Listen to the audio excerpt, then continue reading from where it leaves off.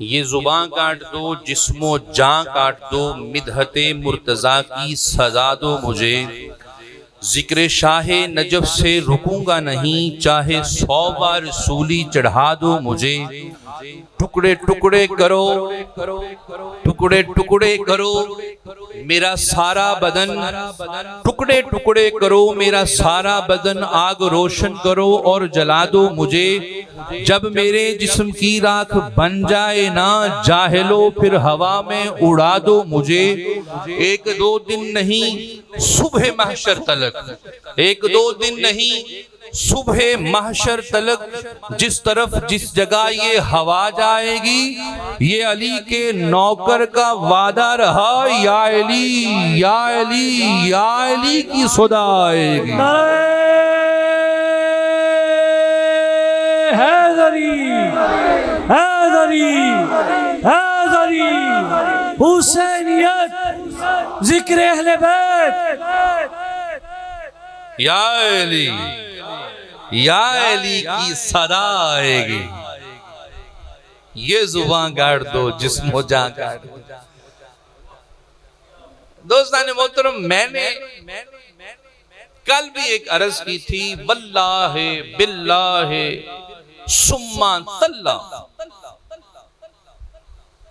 کہ مالکوں کو نوکروں کی ضرورت نہیں ہے، جن کی نوکری کے لیے میس میں تمار جیسے ہوں، ابو ذر غفاری رضی اللہ تعالی جیسے ہوں، جناب سلیمان محمدی جیسے ہوں، جناب قمبر جیسے ہوں، جناب میسم جیسے ہوں، ان کو مجھ جیسے نالائقوں کی ضرورت نہیں ہے۔ یہ جو ہم مدحت آل محمد کرتے ہیں، ذکر اہل بیت کرتے ہیں، واللہ تعالی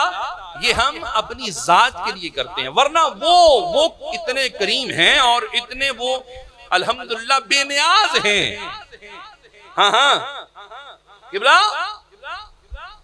یہ بڑی خوبصورت روایت ہے کہ جب کربلا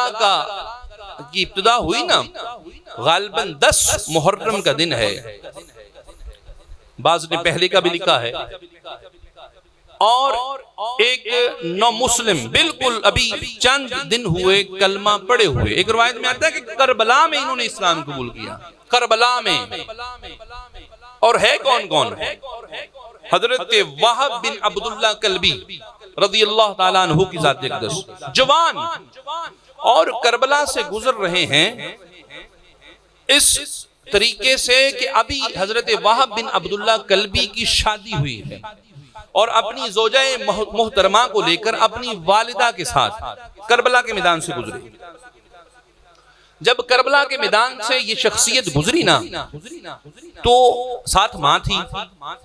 محب آل محمد تھی، بڑی عاشقہ تھی۔ ایک روایت میں آتا ہے تب اسلام قبول کیا، ایک روایت میں یہ پہلے ہی اسلام قبول کر چکے تھے لیکن ابھی نیا نیا اسلام قبول کیا تھا۔ جب گزری بڑی محبہ تھی، لیکن جو صورتحال تھی اس کا نہیں پتا، یہ خیمے، یہ فوجیں، یہ کہاں سے اور کیوں ہیں؟ اس صحرا میں تو کبھی کوئی درندہ نہیں دیکھا،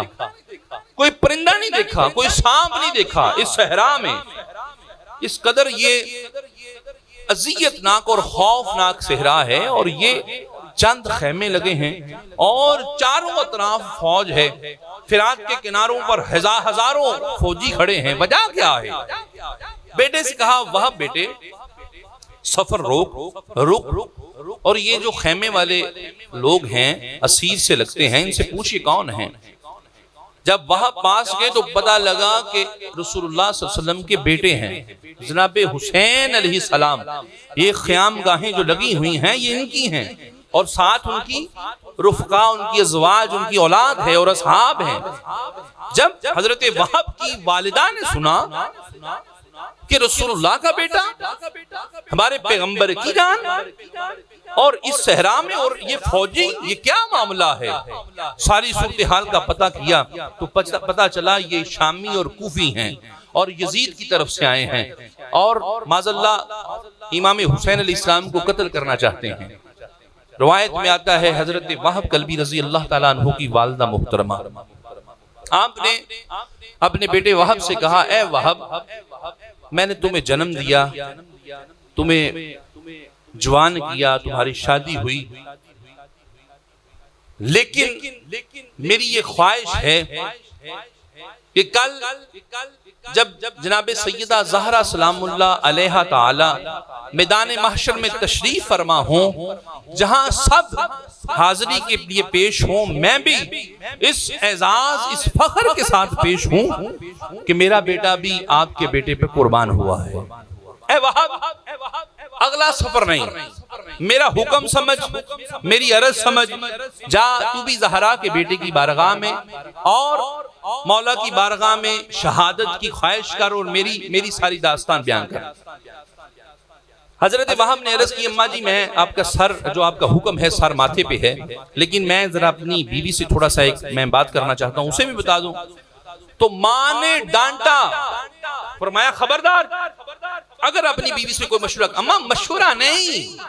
صرف بتانا چاہتا ہوں، زوجہ ہے، ایمان کا حصہ ہے، انہی کے نانا جان کا فرمان ہے، اس کے حقوق ہیں، فرائض ہیں، اجازت نہیں مانگنا چاہتا، صرف بتانا چاہتا ہوں تاکہ وہ بھی انسان ہے، حوصلہ کر جائے۔ ماں نے کہا ہاں ٹھیک ہے، بتا دے، اجازت نہیں۔ وہاب قلبی گئے اپنی بیوی کے پاس، جو ابھی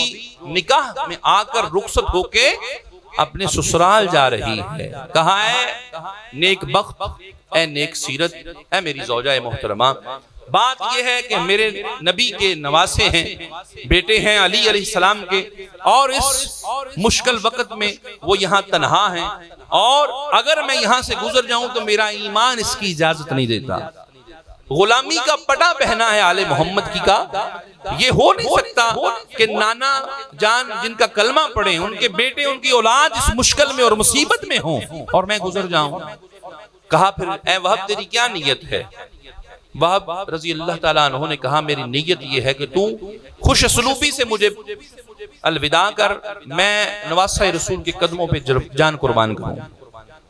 آنکھوں میں آنسو آ گیا، آخر جوان تھی ماشاءاللہ، شادی کا پہلا دن وہ بھی پورا نہیں ہوا، اور یہ سننے کو مل گیا بھر کا ہے، وہ بھی عاشقہ تھی، مسلمان تھی۔ کہا وہاب ایک شرط ہے۔ جب وہاب رضی اللہ تعالیٰ عنہ کو بیوی نے کہا کہ ایک شرط ہے، تو وہاب کے چہرے پہ پسینہ آ گیا۔ کہا اے میری زوجہ دیکھ، شرط نہیں، میں صرف تمہیں بتانے آیا ہوں۔ کہا وہاب کوئی ایسی ویسی شرط نہیں ہے۔ ماں نے سنا، بھاگتی ہوئی آئی، وہاب تمہیں منع کیا تھا نا کہ اجازت نہیں لینی۔ دیکھا وہ بی بی، وہ شہزادی جو وہاب کی زوجہ تھی، قدموں میں گری، کہا ماں میں مسلمان ہوں، مجھ پہ اعتبار کر، کوئی ایسی شرط نہیں رکھوں گی جس سے ایمان جائے، میں تو عرض کچھ اور کرنا چاہتی ہوں۔ کہا اچھا بیٹی کر۔ کہا اے وہاب میری شرط ہے، تو جا ابن رسول کے سامنے اور مجھے لکھوا کے لا دے کہ میں تیرے بعد میں تیری زوجہ کسی سے شادی نہیں کروں گی، اپنی جوانی تیرے نام کر دوں گی، لیکن شرط یہ ہے قیامت کے دن جب تو حشر میں اٹھے تو تو میرے نام سے اٹھے، تیرے نام کے ساتھ جہاں یہ آئے کہ یہ نواسہ رسول پر قربان ہوا ہے، اے وہاب وہاں پر یہ بھی آئے کہ یہ نواسہ رسول پر قربان ہونے والے کی زوجہ ہے۔ ماں کا عشق، بیوی کا عشق اور وہاب کا عشق کیا ہے۔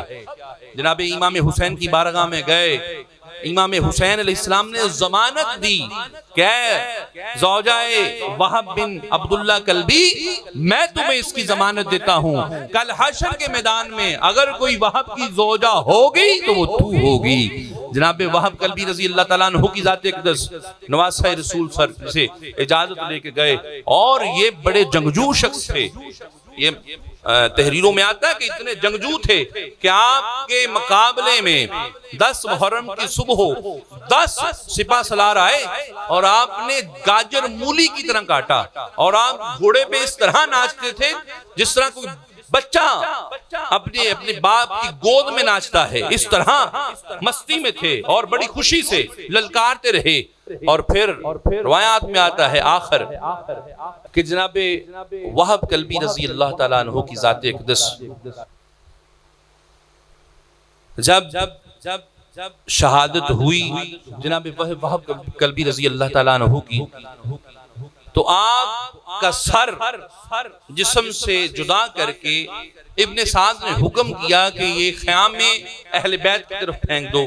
امام حسین کے خیموں کی طرف پھینک دو، اور پتہ چل جائے شاید وہ ڈر جائیں دہل جائیں، ان کی طرف پھینک دو۔ روایت میں آتا ہے جب سر ان کی طرف پھینکا گیا نا تو جناب وہب کلبی رضی اللہ تعالیٰ عنہ کی والدہ محترمہ نے وہ سر پکڑا، اپنے بیٹے کا سر، اور واپس کوفیوں کی طرف پھینکا اور یہ فرمایا سنو، میں نے اپنے بیٹے کو امام حسین نواسہ رسول جناب زہرا کی بیٹے کے اوپر فدیہ کیا ہے، صدقہ کیا ہے، اور ہم صدقہ کی ہوئی چیز واپس نہیں لیتے، یہ سر بھی لے لو۔ اور روایت میں آتا ہے وہب کلبی رضی اللہ تعالیٰ عنہ کی زوجہ مقدسہ جب دیکھا نا اپنے خامند کی میت مبارکہ، لاش مبارکہ، تو بھاگتی ہوئی گئی، جناب وہب کلبی رضی اللہ تعالیٰ عنہ کے سینے پر سر رکھا۔ روایت میں آتا ہے غشی آئی اور پھر آپ کی سانس بند ہو گئی، ایک جھٹکا لگا اور جناب وہب کلبی کے ساتھ آپ کی زوجہ محترمہ بھی میدان کربلا میں شہید ہو گئی۔ اس طرح جناب وہب کلبی شہید اول ہیں کربلا میں، اور واحد خاتون ہیں جناب وہب کلبی رضی اللہ تعالیٰ عنہ کی زوجہ محترمہ، جنہوں نے عورت ہونے کے ناطے کربلا میں اپنی جان نواسہ رسول کے قدموں پر قربان کر دی۔ تو میں عرض کر رہا تھا کہ آل محمد کو غلاموں کی ضرورت نہیں ہے، اور خصوصاً میں آپ کی بات نہیں کرتا، مجھ جیسا خود غرض اور مجھ جیسا ناکارہ، کم علم، کم فہم اور بے عمل انسان، واللہ تعالی یہ خوشبختی ہے میری کہ میں ان سے منسوب ہوں، ورنہ ان کو وہ تو وہ ہیں جن کے قدموں پر فرشتے جان قربان کرنے کے لیے حاضر ہو گئے نا۔ مولا حکم فرمائیے، فرمایا نہیں، یہ ہماری جنگ ہے، یہ ہمارا وعدہ ہے، یہ ہمارا امتحان ہے، یہ فدیہ بننا ہے ہم نے۔ تو دوستان محترم،